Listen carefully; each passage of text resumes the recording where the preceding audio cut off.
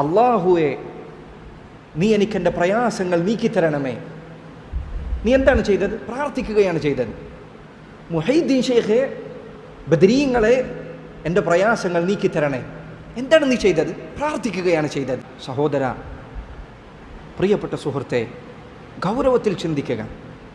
ഇത് നിൻ്റെ സ്വർഗത്തെയും നരകത്തെയും വേർതിരിക്കുന്ന വിഷയമാണ്. നിൻ്റെ ഈമാനിനെയും കുഫ്റിനെയും വേർതിരിക്കുന്ന വിഷയമാണ്. തമാശയല്ല, തർക്കത്തിനുള്ള കാര്യമല്ല,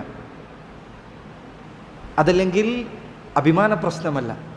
ഇത് നമ്മുടെ പരലോകമാണ്, നമ്മുടെ ദീനാണ്, തൗഹീദും ശിർക്കുമാണ്. ഇതിൽ നിനക്ക് അബദ്ധം സംഭവിച്ചാൽ നബി സല്ലല്ലാഹു അലൈഹി വസല്ലം പറഞ്ഞതുപോലെ ഇമ്മൽ ജന്നതു അബദൻ, ഒന്നല്ലെങ്കിൽ കാലാകാലം സ്വർഗമുണ്ട്, വ ഇമ്മൻ നാറു അബദൻ, അതല്ലെങ്കിൽ കാലാകാലം നരകമുണ്ട്.